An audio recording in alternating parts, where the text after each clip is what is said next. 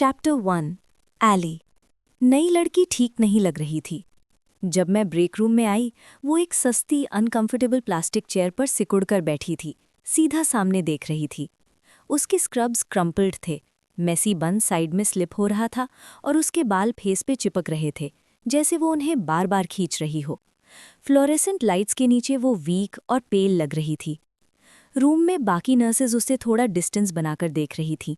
उनके चेहरों पर टेंशन था, जैसे वो सोच रही हूं कि क्या वो यहीं प्यूक कर देगी या बेहोश हो जाएगी, या फिर जैसे कुछ लोगों के साथ हुआ था, क्विट कर देगी।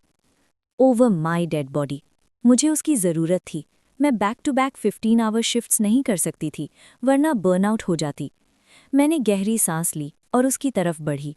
उसके पास झुककर खड़ी हो गई ताकि अगर वो प्यूक करे तो मैं साइड हो जाऊं। शायद उसने मुझे नोटिस भी नहीं किया। Not good. Hey, Brinley right? मैंने धीरे और काम वॉइस में पूछा, वैसे ही जैसे मैं सिक बच्चों से बात करती हूँ। वो ब्लिंक करके मेरी तरफ मुड़ी। उसकी ब्लू आइज ग्लासी और अनफोकस्ड थीं, जैसे वो सच में मुझे देख ही नहीं रही हो। ये बॉर्डरलाइन शॉक था। मैंने पहले भी कई पेशेंट्स में ये देखा था। डैम इट, वो सच में क्विट करने वाली थी। मैं थोड़ा साइड हुई, पर मेरी नज़र उस पर ही थी। ब्लैंकेट? किसी के चलने की आवाज़ आई तो मैं सीधी हो गई और पूरा ध्यान उस पर दे दिया। मुझे उसके बारे में कॉलीग से गॉसिप सुनने को मिल चुका था। ब्रिनली 3 साल से नर्स थी और रिसेंटली एक छोटे काउंटी ईआर से ट्रांसफ़र हुई थी। ये उसका पहला टाइम था ट्रॉमा हॉस्पिटल में काम करने का। कुछ लोग नॉर्मल ईआर्स में ठीक काम कर लेते हैं, पर यहाँ आकर टूट जाते हैं। ये एक बड़ा सिटी हॉस्पिटल था जहाँ क्राइम रेट बहुत हाई था। कोई शिफ्ट ऐसी नहीं होती थी जहां वर्स्ट केसेस ना आए। Stabbings, assaults, gunshot wounds, abuse victims, car accidents के सर्वाइवर्स, सब कुछ। आज की रात खास तौर पर रफ थी, इवन मेरे लिए। मैंने इतना सब देख लिया था कि मुझे फ़र्क पड़ना कम हो गया था, पर किसी नए इंसान के लिए, जैसे ब्रिनली के लिए, ये सब बहुत हैवी था। मैंने उसकी बदकिस्मती को कर्स किया कि उसका पहला अनसुपरवाइज्ड शिफ्ट इतना टफ था। मेरी पेरिफेरल विजन में एक ब्लैंकेट आया।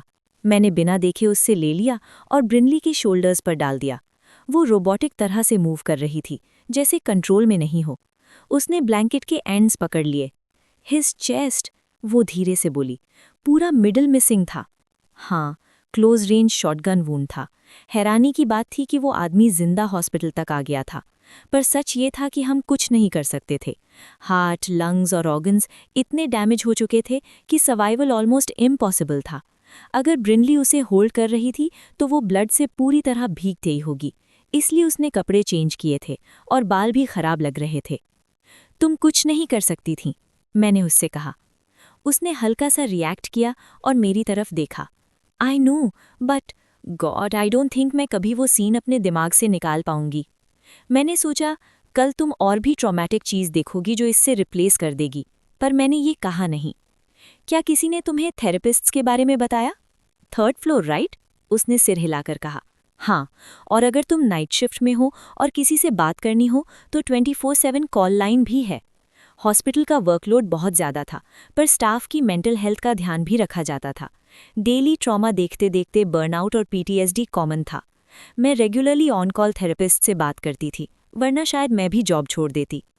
मेरे पास कॉल लाइन का नंबर नहीं है, ब्रिनली ने कहा, उसकी आंख से एक आंसू गिरते हुए। ये अच्छा था, टीयर्स के साथ मैं डील कर सकती थी।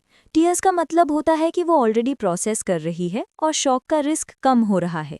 मैंने पूछा, तुमने अपना स्टफ किस लॉकर में रखा? मैं तुम्हारा फ़ोन लेके अपना नंबर सेव कर दूंगी। 20 मिनट बाद वो वापस खड़ी थी, दोनों हाथों से कैमोमाइल टी का गरम मग पकड़े हुए। मैंने उसके फ़ोन में कॉल लगा दिया था। उसकी शेकिंग रुक गई थी और उसके गालों में थोड़ा कलर वापस आ रहा था। अब रूम में सिर्फ हम ही थे, क्योंकि बाकी नर्सेस शिफ्ट खत्म होने पर जा चुकी थीं। जो नर्स पहले उसके साथ थी, तान्या, काफ़ी टाइम से ट्रॉमा हॉस्पिटल्स में काम कर रही थी। वो मेरी फेवरेट कोवर्कर थी। प्रेशर में काम, पेशेंट्स के साथ बहुत अच्छा बिहेवियर और इमरजेंसी सिचुएशंस हैंडल करने में बेस्ट। अभी वो ब्रिनली के साथ विंडो के पास खड़ी थी, धीरे से बात करते हुए, उसके शोल्डर पर हाथ रखे हुए। मैं पास गई और हम दोनों का सामान उठाया, तान्या पर ट्रस्ट करते हुए कि वो ब्रिनली को संभाल लेगी। मैंने उससे कहते सुना, तुमने बहुत अच्छा किया। मैं बस तारीफ नहीं कर रही, मैंने एक्सपीरियंस्ड नर्सेस को भी फ्रीज होते देखा है, लेकिन तुमने सब हैंडल किया और जो ज़रूरी था वो किया। फिर वो मेरी तरफ मुड़कर बोली, बैक मी अप एली। वो बिल्कुल सही कह रही है, मैंने कहा। तुमने आज जो देखा उसके हिसाब से तुमने अमेजिंग काम किया। थोड़ा ब्रेकडाउन होना नॉर्मल है। तुम्हारी बॉडी का एड्रेनलिन हाई था, अब थकान फील होगी, इसमें कोई शर्म की बात नहीं है। ब्रिनली धीरे से बोली, मुझे लगा आज रात बहुत बुरा था, मैंने कहा। बस इस बार मैंने वर्स्ट नहीं देखा। तुम और मैलरी ने अच्छा काम किया। उसने गहरी सांस ली। ओह ठीक है, तान्या बोली। एली तुम्हें घर छोड़ देगी, मेरा शिफ्ट खत्म हो गया है। ब्रिनली बोली, मेरी कार तो यहीं है। तान्या ने कहा, हाँ लेकिन आज तुम्हें ड्राइव नहीं करना चाहिए। ब्रिनली ने मान लिया। हाँ शायद तुम सही हो, मैंने कहा।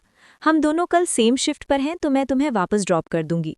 तुम्हारी कार यहाँ सेफ रहेगी। कुछ चाहिए अंदर से? नहीं शायद नहीं, उसने कहा। तान्या ने उसके हाथ से टी ले ली। तुम दोनों अब यहाँ से जाओ और रेस्ट करो। थैंक यू, मैंने उसे धीरे से कहा। हम एग्जिट की तरफ चले, बैक वे से, ताकि किसी से टकरा न जाए। वो शांत थी लेकिन पहले से बेटर लग रही थी। मेरे साथ कोई है? मैंने पूछा। मेरा बॉयफ्रेंड है, उसने कहा। वो घर पे है? हाँ, मैंने उसे टेक्स्ट किया था। उससे बात करना हेल्प करेगा। शायद जो तुमने आज फेस किया वो शेयर करने से तुम्हें हल्का लगे। मुझे पता नहीं, वो बोली। ज्यादा डिटेल में मत जाओ, बस बेसिक्स। और मैंने अपना नंबर तुम्हारे फ़ोन में सेव कर दिया है, जब चाहो कॉल कर सकती हो। उसने हल्की सी स्माइल दी। Thank you. मैं समझ गई, मैं खुद कभी ऐसी सिचुएशंस किसी पार्टनर के साथ शेयर नहीं करती थी। हम रास्ते में नॉर्मल बातें करते रहे, टीवी शोज़ वगैरह, ताकि ध्यान हट सके। जब मैं उसे उसके घर ड्रॉप कर रही थी तब तक सुबह होने वाली थी। शहर दिख रहा था। दूर के हाई राइज बिल्डिंग्स चमक रहे थे और आसमान के क्लाउड्स अजीब से रंग ले रहे थे, डीप पर्पल से लेकर फ्रेश खून जैसा लाल। गॉड, आज सुबह मैं कितनी डार्क सोच रही हूँ, मैंने सोचा आसमान से नज़र हटाते हुए। मैंने पूरी रात लोगों की हेल्प करते हुए निकाली थी, लेकिन अपनी ही रात प्रोसेस करने का टाइम नहीं मिला। एक आदमी था जिसे 3 बार चाकू लगा था, एक औरत थी जिसका रिस्ट टूट गया था और नाक से खून आ रहा था, और एक छोटा सा 2 साल का बच्चा RSV से इतना बीमार था कि उसे चिल्ड्रंस हॉस्पिटल भेजना पड़ा। सबसे बुरा केस एक होमलेस आदमी का था। एक्सट्रीम केस नहीं था, सिर्फ फ्रॉस्ट बाइट था, बट उसकी कंडीशन बुरी थी। वो बहुत गंदा स्मेल कर रहा था और हॉस्पिटल के बाहर हॉल में ज़ोर ज़ोर से कंप्लेन कर रहा था।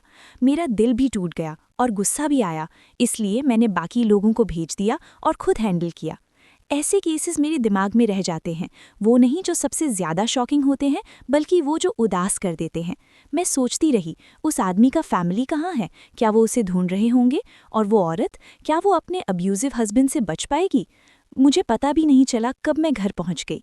सड़क अंधेरी थी, लेकिन कुछ घरों पे अभी भी लाइट्स लगी थी। उनकी चमक ने थोड़ा सा मूड बेटर कर दिया। मेरा घर छोटा सा था, 2 बेडरूम का कॉटेज, लेकिन वो मेरा था और मुझे उस पर बहुत प्राउड फील होता था। बाहर से blue green paint, white trim और फ्रंट डेक पर क्रिसमस डेकोरेशंस लगी थीं। अंदर भी सब फेस्टिव था। मेरे पास फैमिली नहीं थी, लेकिन मैं घर डेकोरेट करके खुद को डिस्ट्रैक्ट करती थी, क्योंकि अक्सर मैं हॉलीडेज या तो अकेली होती थी या काम कर रही होती थी। जैसे ही मैंने दरवाज़ा बंद किया और शूज़ निकाले, एक ज़ोर का हाउल सुनाई दिया। मैं बिल्कुल अकेली नहीं थी, मेरे पास फ्रेड था, मेरा कैट। शायद वो सो रहा था, लेकिन जैसे ही मैं अंदर आई वो ज़ोर ज़ोर से म्याऊं करते हुए मेरे पास दौड़ के आया।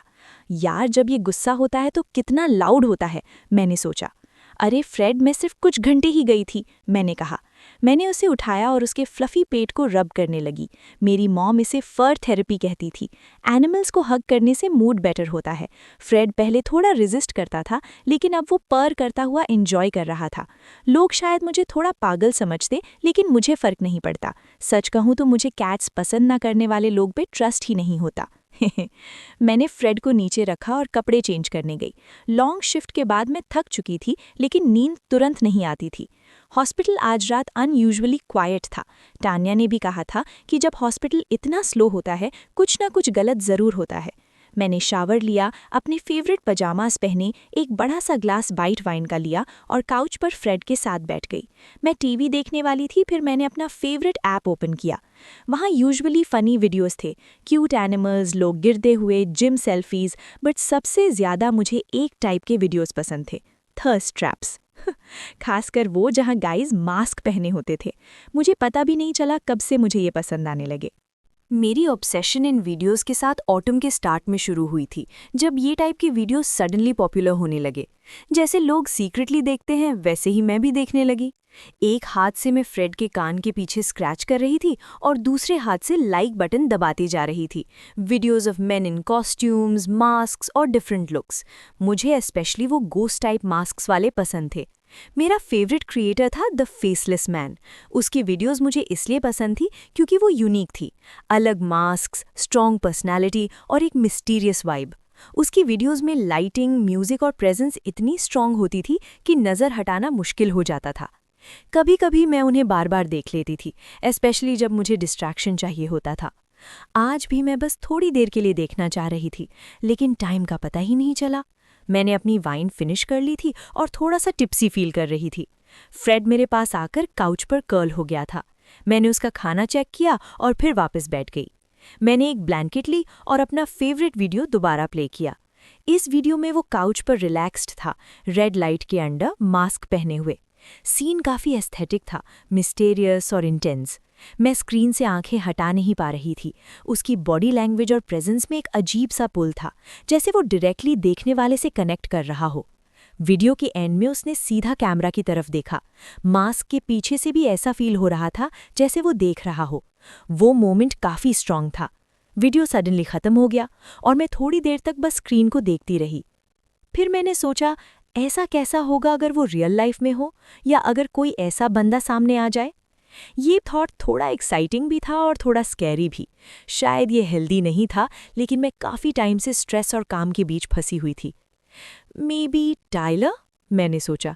टाइलर एक लड़का था जिससे मैं कुछ टाइम से कैजुअली मिल रही थी, लेकिन काफ़ी टाइम से हमने बात नहीं की थी।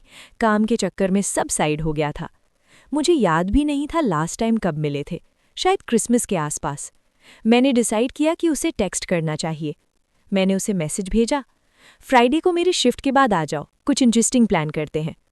उसका रिप्लाई नेक्स्ट डे आया, डैम तू जिंदा है, मुझे लगा तू गायब हो गई, 2 महीने हो गए। वैसे मैं अब किसी और को देख रहा हूँ। मैं थोड़ी शॉक हो गई। 2 महीने कब निकल गए पता ही नहीं चला। मैंने चैट स्क्रॉल की और रियलाइज़ हुआ कि मैं अपनी पर्सनल लाइफ कंप्लीटली इग्नोर कर रही थी। शायद मुझे बैलेंस करना सीखना पड़ेगा, क्योंकि क्लियरली मैं फेल हो रही थी। तो आज की वीडियो में बस इतना ही। नेक्स्ट चैप्टर के लिए सब्सक्राइब कर लीजिए एंड हाँ, लाइक करें अगर पसंद आई वीडियो तो, और कमेंट करें आपके suggestions and share with your book lover friends. Thank you.